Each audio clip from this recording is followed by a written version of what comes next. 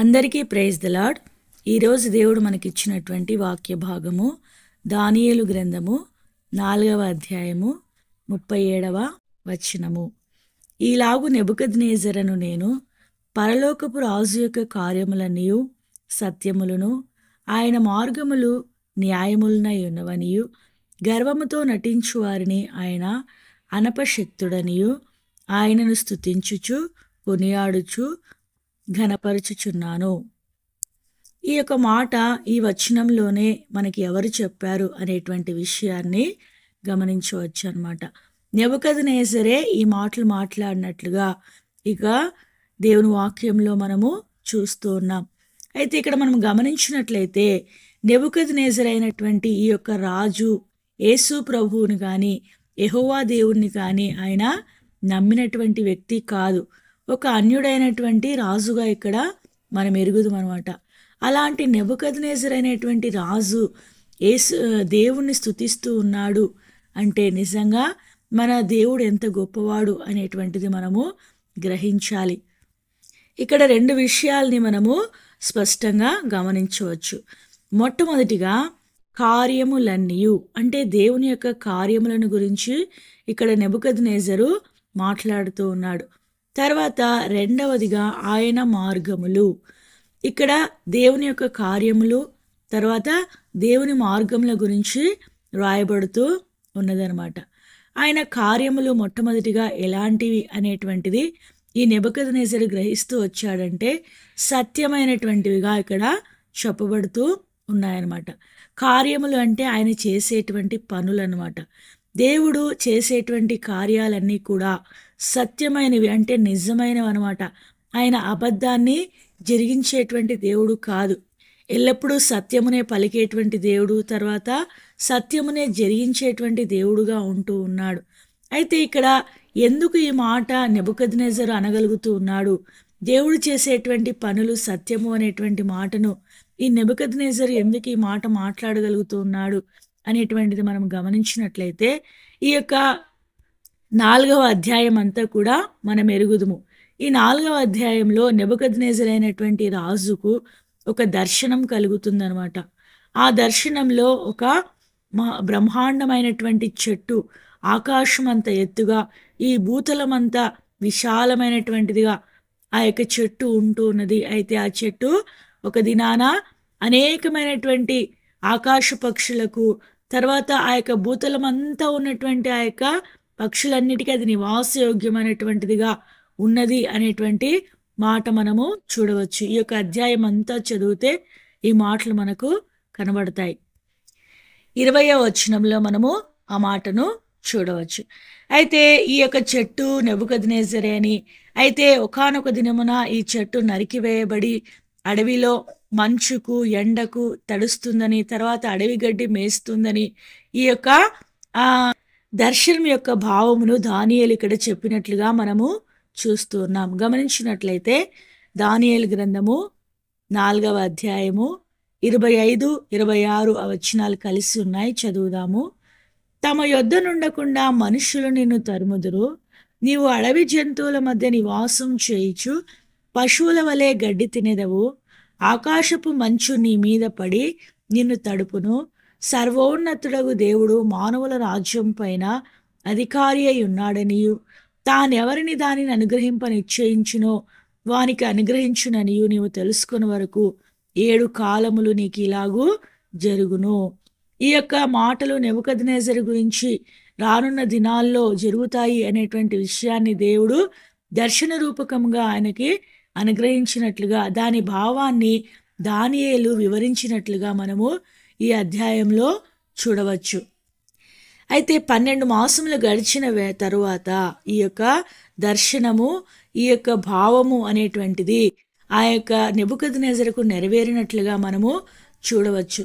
అయితే ఈ యొక్క నెబుకద్నెజరు అయినటువంటి ఈ రాజు దేవుడు చెప్పినటువంటి మాట మర్చిపోయినటువంటి వాడై ఆయన గర్విస్తూ ఉన్నాడు. సర్వోన్నతుడైనటువంటి దేవుడు మాత్రమే మానవుల రాజ్యానికి అధికారిగా ఉన్నాడు అనేటువంటి విషయాన్ని ఆయన మర్చిపోయినటువంటి వాడై ఈ యొక్క వచనంలో తాను గర్వించినట్లుగా మనము చూడవచ్చు అన్నమాట. ఇక్కడ 30వ వచనం చూస్తే రాజు బబులోనును ఈ మహా విశాల పట్టణము నా బలాధికారమును నా ప్రభావ ఘనతను కనపరచుటకై నా రాజధాని నగరముగా నేను కట్టించినది కాదా అని తనలో తాను అనుకొనిను. ఈ యొక్క మాటలు తాను బయటికి కూడా చెప్పలేదన్నమాట.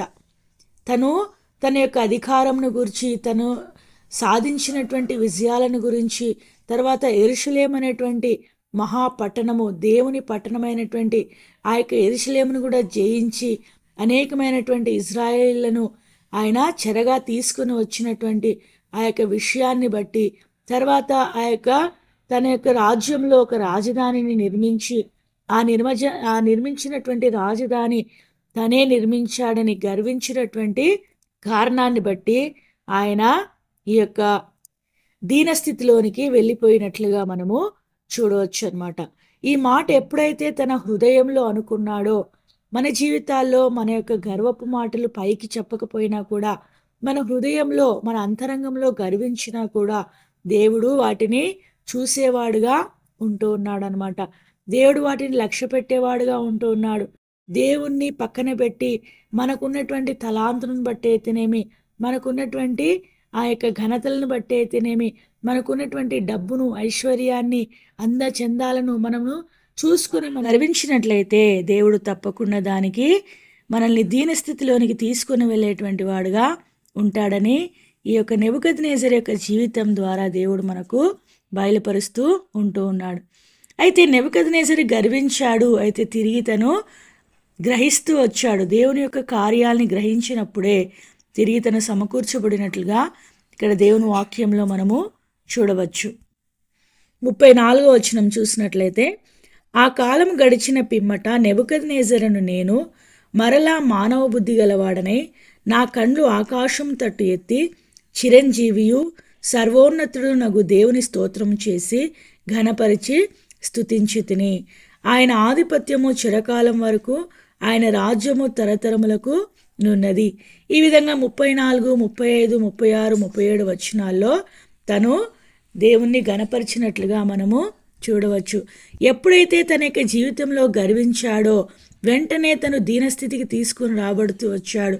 తర్వాత తిరిగి ఆయన చెప్పినటువంటి 7 కాలములు అయిపోయిన తర్వాత మానవ బుద్ధి తిరిగి అతనికి ఇవ్వబడినప్పుడు దేవుడు నిజంగా గొప్పవాడని, సర్వోన్నతుడైనటువంటి దేవుడు చెప్పినటువంటి కార్యము ఆయన సత్యమైనదని గ్రహించినట్లుగా మనము ఈ యొక్క తన జీవితంలో జరిగినటువంటి ఆ యొక్క సన్నివేశాన్ని బట్టి తను గ్రహిస్తూ వచ్చినట్లుగా చూడవచ్చు.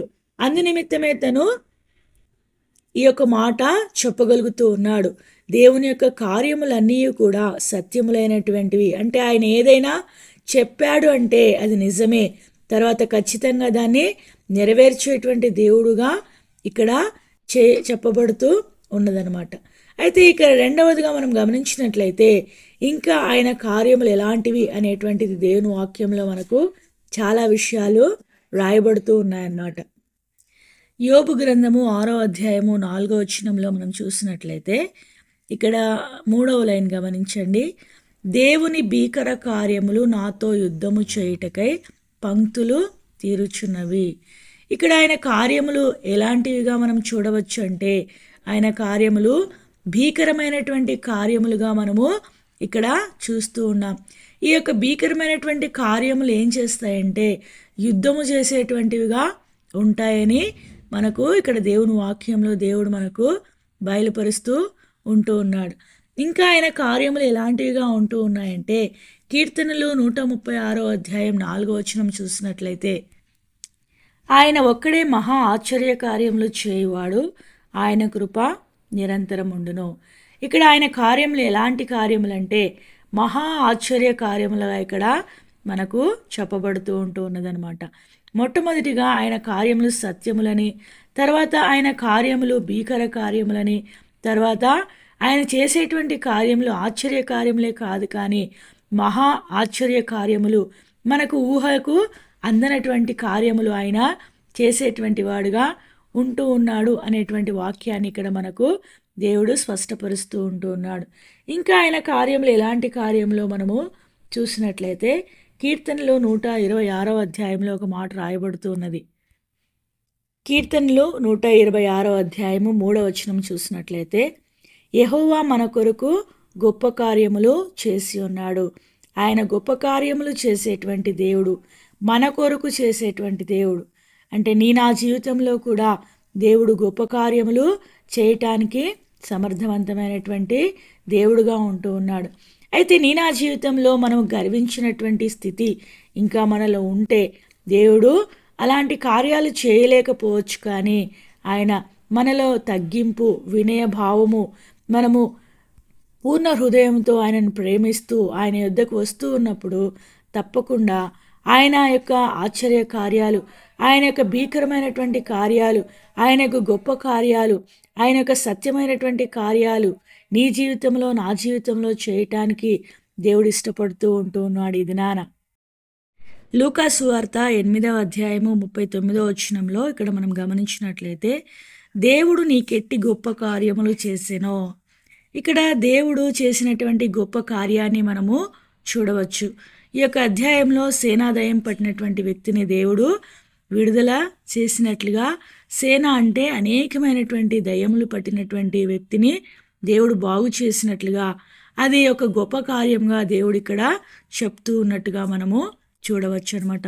ఇంకా ఈ యొక్క అధ్యాయాలన్నీ మనం చదివినట్లయితే, ఆయన సువార్తలు మనం చూసినట్లయితే, మత్తయి సువార్త, మార్కు, లూకా, యోహాను సువార్తల్లో ఆయన చేసినటువంటి అనేకమైనటువంటి మహా ఆశ్చర్య కార్యములు, గొప్ప కార్యములు, భీకరమైనటువంటి కార్యములను మనము చూడవచ్చు. ఇక్కడ రెండవ అంశంగా మనము ఆయన యొక్క మార్గముల గురించి చూడవచ్చు అనమాట. ఆయన మార్గములు న్యాయములైనటువంటి మార్గముల మనకిక్కడ చెప్పబడుతూ ఉన్నదనమాట. అయితే దేవుడు మన జీవితాల్లో ఏదైతే అనుమతిస్తాడో అది న్యాయమైనదే అనేటువంటిది మనం గ్రహించవలసినటువంటి వారమై ఉంటూ ఉన్నాం. ఇంకా ఈ యొక్క మాటల గురించి ఎక్కువ ధ్యానించట్లేదు, కానీ ఇంకా ఆయన మార్గంలో న్యాయమైనవే కాకుండా ఇంకా ఎలాంటి మాటలో ఇక్కడ చెప్పబడుతున్నది. హోషియా గ్రంథంలో మనం చూసినట్లయితే, హోషియా గ్రంథం 14వ అధ్యాయము 9వ వచనంలో మనం చూసినట్లయితే, ఏలయనగా యెహోవా మార్గములు చక్కనివి. ఆయన మార్గములు ఎలాంటివి అంటే ఇక్కడ చక్కనివి అనమాట. ఆయన మార్గములు వంకరైనటువంటి మార్గములు కాదు. ఆయన మార్గములు చక్కనైనటువంటి మార్గములుగా ఇక్కడ చెప్పబడుతూ ఉన్నదనమాట. ఆయన మార్గములు న్యాయమైనటువంటిగా ఉంటూ ఉన్నాయి. తర్వాత ఆయన మార్గములు చక్కనివిగా ఉంటూ ఉన్నాయి. వివేచింతురు, బుద్ధిమంతులు వాటిని గ్రహింతురు. దేవుని మార్గాల గురించి ఎవరు గ్రహిస్తారు అంటే బుద్ధిమంతులు గ్రహిస్తారని, తర్వాత జ్ఞానులు గ్రహిస్తారని ఇక్కడ దేవుని వాక్యంలో చెప్పబడుతూ ఉంటుంది. తర్వాత ఇక్కడ నీతిమంతులు దాన్ని అనుసరించి నడుచుకుందురు. అయితే గమనించినట్లయితే దేవుని మార్గాల గురించి ఎవరైతే తెలుసుకుంటారో చెప్పబడుతూ ఉన్నది. తర్వాత ఎవరు అనుసరిస్తారు అనేటువంటి విషయాలు కూడా ఇక్కడ చెప్పబడుతూ ఉన్నదనమాట. ఇక బుద్ధిమంతులు అనేటువంటి మాట మనం గ్రహించినట్లయితే మనకు ఒక వాక్యం తెలుసు కదండి, ఈయన మాటలు విని వాటి చొప్పున చేయు ప్రతివాడు బండ మీద తన ఇల్లు కట్టుకొనిన బుద్ధిమంతుని పోలియుండును.